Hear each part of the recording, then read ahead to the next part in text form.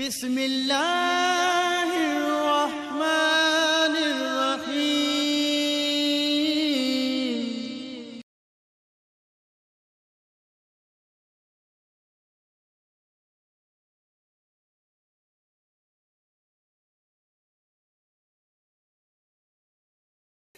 نحمده ونصلي على رسوله الكريم، اما بعد فاعوذ بالله من الشیطان الرجیم، بسم اللہ الرحمن الرحیم۔ محترم سامعین، السلام علیکم ورحمۃ اللہ وبرکاتہ۔ رمضان المبارک کا مقدس مہینہ آ رہا ہے۔ اس کی آمد پہ جتنا بھی اللہ کا شکر ادا کیا جائے وہ کم ہے۔ شکر کا میں نے اس لیے خاص طور پہ کہا، قرآن پاک میں اللہ نے خود فرما دیا، وَإِن شَكَرْتُمْ لَأَزِيدَنَّكُمْ، اگر تم میرے شکر گزار بندے بنو گے میں اپنی نعمتوں کا تمہارے اوپر اضافہ کر دوں گا۔ تو یہ سب سے بڑی نعمت، سب سے بڑی رحمت یہی ہے کہ اللہ نے زندگی میں ہمیں یہ مبارک مہینہ عطا فرمایا۔ اس مہینے کا احترام ہمارے لیے بہت ضروری ہے، اور اس کے ساتھ ساتھ اس کے روزے رکھنے اتنے ضروری ہیں کہ جس طرح بغیر کھانے پینے کے بندہ زندہ نہیں رہ سکتا، یہی سمجھ لیں کہ اگر ہم اس کے روزے نہیں رکھتے وہ زندگی ہی کیا زندگی ہے جس زندگی میں اللہ اور اللہ کے رسول کی ناراضگی شامل ہو۔ اللہ اور اس کے محبوب صلی اللہ علیہ وسلم کی سخت ناراضگی ہے جان بوجھ کے اس ماہ مبارک کے روزوں کو چھوڑ دینا۔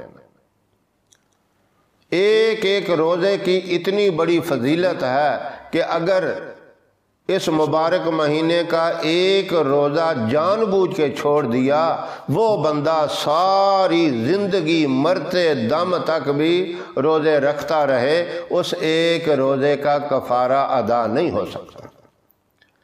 اس کے برعکس ایک آدمی بیمار ہو گیا، وہ ایسی بیماری ہے کہ میڈیسن بھی اس نے لازمی کھانی ہے، اور ڈاکٹر بھی یہ بتا رہے ہیں کہ اس بیماری کے اندر تمہیں روزہ افطار کرنا پڑے گا، روزہ نہیں رکھ سکتے۔ یا بندہ سفر کے اندر ہے، دشوار گزار سفر ہے، تکلیف دہ سفر ہے، یہ نہ ہو کہ 10-15 میل کا سفر ہے تو روزہ افطار کرے، کم از کم 48 میل کا سفر ہو یا ایسے زیادہ۔ اب یہ جو کلومیٹر آ گئے ہیں ان کا بھی شمار نہیں، میلوں کے اعتبار سے ہے۔ 48 میل سے زیادہ کا سفر ہو تو اس میں روزہ افطار کرنے کی اجازت ہے، وہ بھی اگر رکھے تو افضل ہے، کیونکہ اب سفر کے اندر سہولتیں ہیں، آسانیاں ہیں۔ سہولت کا، آسانی کا سفر ہے تب بھی روزہ چھوڑنے کی اجازت نہیں ہے، تو جان بوجھ کر چھوڑ دینا یہ تو کسی صورت میں بھی اس کی اجازت نہیں ہے۔ تو میں آپ سے یہ ریکویسٹ کرتا ہوں، اللہ نے آپ کو جب صحت دی ہے، تندرستی دی ہے، اور کسی چیز کی کمی نہیں، عزت دی ہے، مال و دولت دیا ہے، تو اللہ کے اس حکم کو بھی آپ ضرور پورا کریں۔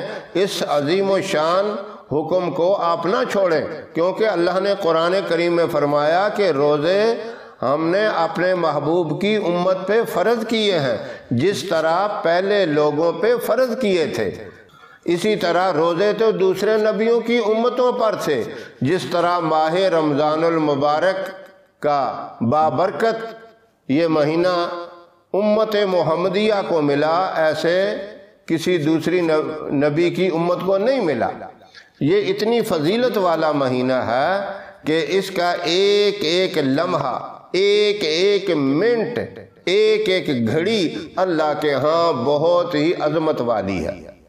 یہ باتیں جو میں نے تمہیداً آپ کے سامنے ذکر کی ہیں، یہ روزے کی عظمت، روزے کی فضیلت۔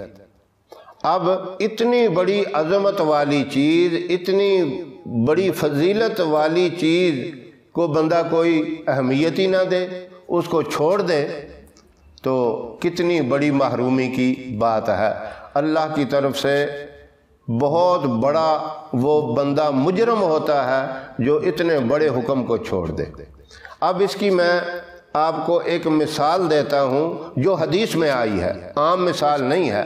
ایک یہودی کا واقعہ ہے کہ اس نے اپنے بیٹے کو سر عام رمضان المبارک کے مہینے میں کھاتے ہوئے دیکھا، تو اس نے بڑی ناراضگی کا اظہار کیا اور اسے ایک تھپڑ بھی لگا دیا کہ تجھے شرم نہیں آتی کہ مسلمانوں کا اتنا برگزیدہ مہینہ ہے، اتنی عظمت والا اور شان والا مہینہ ہے، تم سر عام کھا رہے ہو، ان کی دل آزاری ہو رہی ہے، ان کی حوصلہ شکنی ہو رہی ہے، یہ تو تم بہت زیادتی کر رہے ہو۔ ایک تھپڑ لگا کر اسے گھر بھیج دیا۔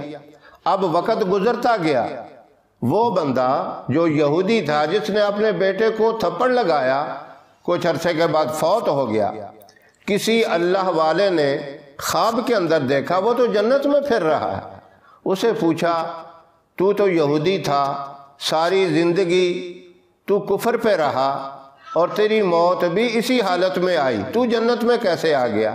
اس نے بتایا کہ میں نے جو اپنے بیٹے کو تھپڑ لگایا تھا اس وجہ سے کہ مسلمانوں کی دل آزاری کر رہا ہے، ان کے سامنے ان کے بابرکت مہینے کی توہین کر رہا ہے، اللہ کو یہ ادا اتنی پسند آئی کہ مجھے مرتے وقت کلمہ نصیب ہو گیا، اس کلمے کی برکت سے میں اب جنت کے اندر ہوں۔